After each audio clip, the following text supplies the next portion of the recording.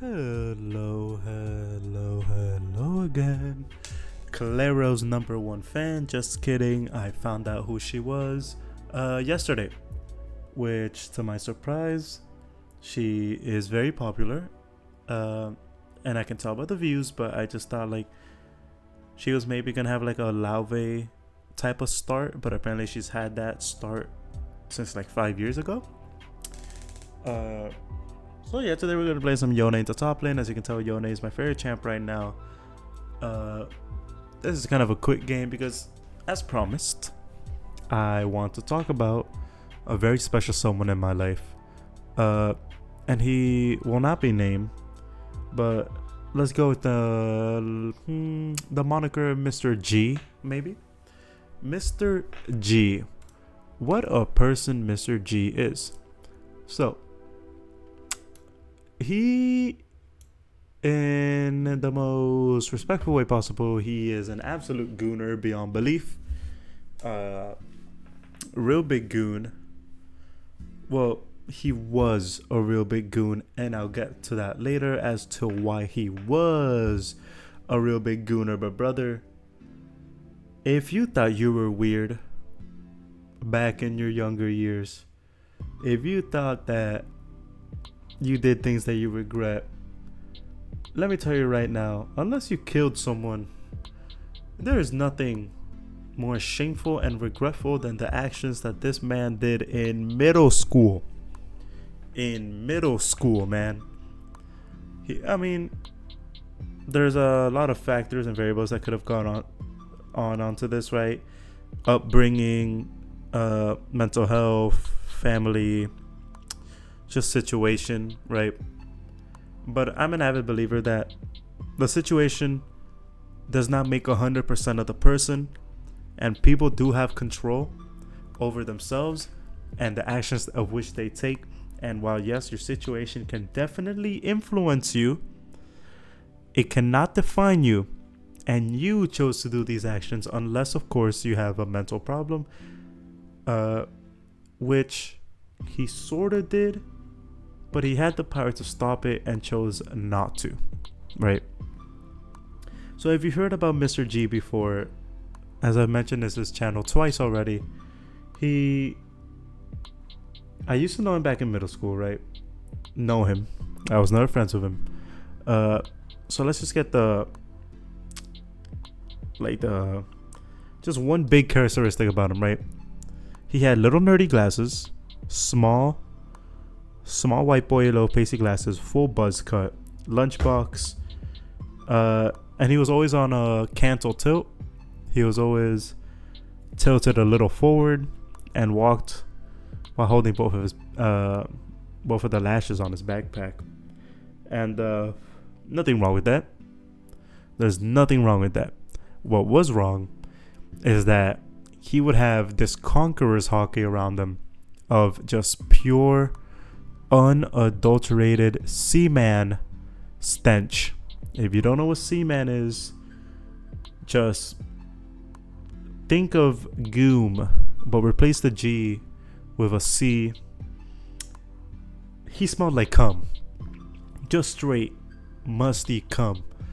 And let me tell you why. Right, let's start off with the lighter evidence that I have on him. So I used to have a coding class back in 6th, 7th, and 8th grade. And I had a friend group there that... Ooh, did you hear that? I dropped my chancleta. Okay. So, Mr. G, right, was a precarious man.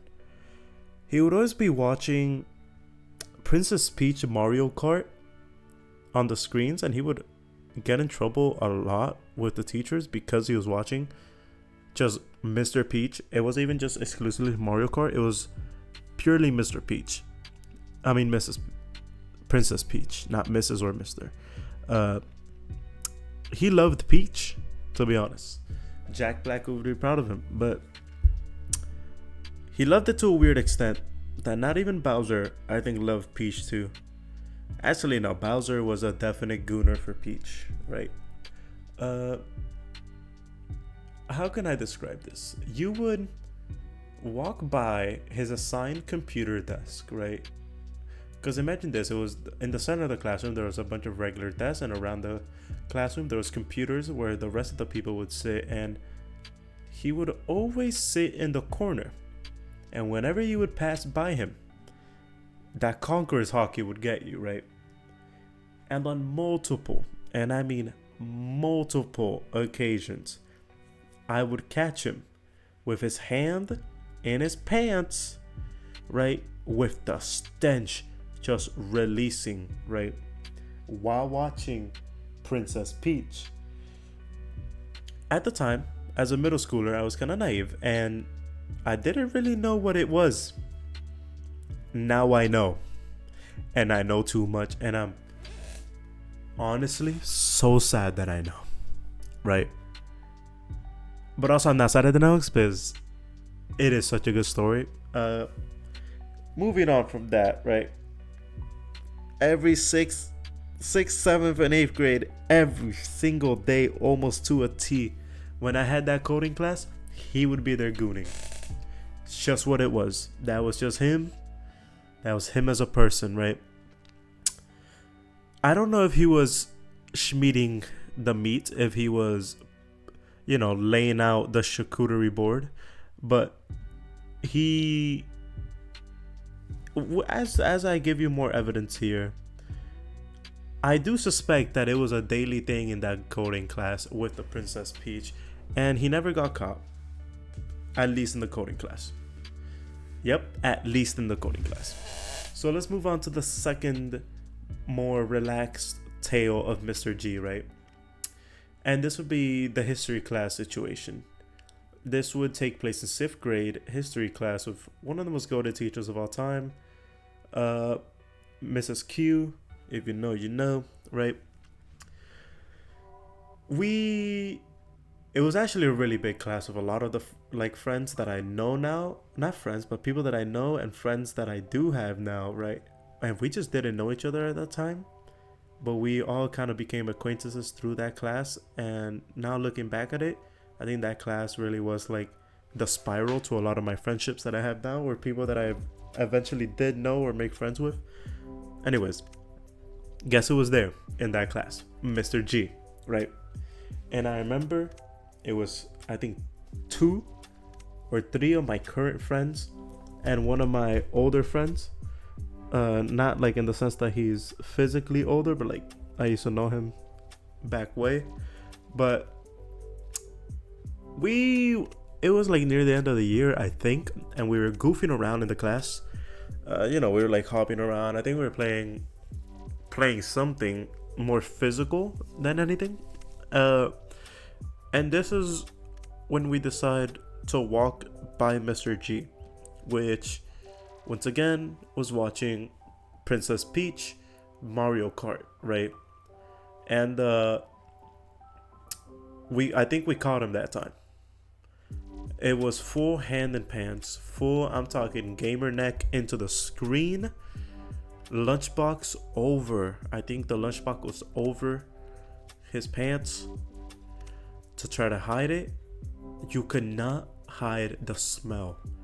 The smell, man, if you've ever just smelled that stench before, you know exactly what I'm talking about, right? And truly a tragic situation. Moving on though. Sorry, kind of tired here. Oh my goodness.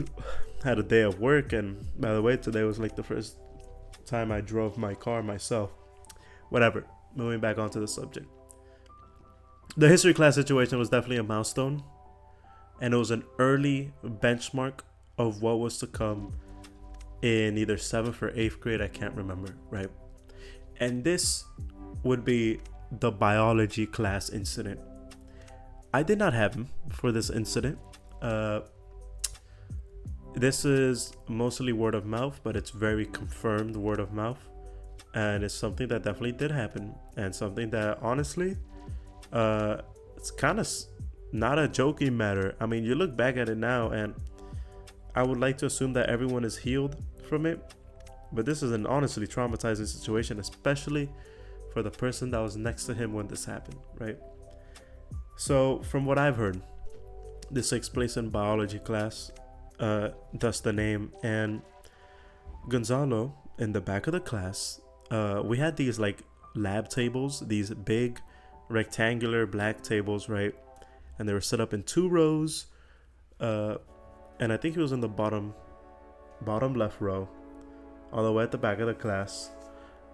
And he was you already know what I'm gonna say here, right? He was choking the snake, cranking the Charlie, just absolutely setting of shots, right? And this wasn't any regular situation, because when he would do it normally, he would be in a computer lab. So he would have the desk over him, no one around him. He would be always in the corner. This time, it was right next to a poor girl. And I guess the girl catches a whiff or sees it. And she raises her hand and says, "Miss, Gonzalo has his hands in his pants." Now, immediately, if I was in that class, the first thing I would do is probably laugh. That is a hilarious thing. But then I'll start cringing because that is horrifying. Now, I'm kind of disappointed by what the teacher said, because all she did was like, "Mr. G, get..." By the way, his name was Gonzalo. I don't think anyone's gonna track him down, but he just was jorking it in class, man. And the teacher just said, "Gonzalo, take your hands out of your pants. What are you doing? This is a class." If I was a teacher there, I would have just, I would have kicked him out the class. What was the teacher doing? I would have kicked him out the class. That is absolutely horrifying. And I would have immediately sent him to the office and made sure that his parents were contacted, and make sure the girl's parents were contacted, because that girl is gonna need help. Because, brother, you do not just outlive a situation like that, right? And we move. That was the pinnacle, right? That was the pinnacle of my trilogy with him. There is a later future event that is more recent now, which I'll get into right now, right? But first, let's talk about his comeback saga. This dude out of nowhere in high school becomes a power lifter, gets jacked. He quit his porn addiction after getting therapy, and apparently he just started being a straight dick slinger or something. And he was just a popular guy when he went to high school, which, what the hell, right? Because he swapped area codes, right? So no one really knew what he did in middle school. So I guess he never told them, because why would you, right? If that was the end of the story, I'll be like, you know what? He changed. He bettered his ways. But I'm starting to doubt that his porn addiction ever went away and instead transformed into a sex addiction. Now, he lives near my girlfriend. So we were taking a nice neighborhood stroll, and we go by his house, right? And my girlfriend points it out. It's like, "Oh, look, that's the weird middle schooler's house." And what do we see in the front lawn? A used condom. In the front lawn. Why was it in the front lawn? You get fit, you start powerlifting, and now, instead of focusing on yourself like you never did in middle school, you just start focusing on girls. Or maybe guys, I don't know. But that's why I suspect that maybe it is not as happy-go-lucky, happy ending as it hopefully would have been, right? And I wish nothing but the best for him, of course. But I will say, that his future is an absolute mystery, and I wish that I can still follow up on his future by word of mouth and by association. I want to know everything that goes on with him, right? Because what an interesting little critter he is, and I mean that in the most respectful way possible. So yeah, sorry for not uploading yesterday. I hope you enjoyed this story about that little guy just living his little life. But remember to always love yourself, stay safe, keep going, and if you have an addiction, please get help and don't jork it next to girls. Bye.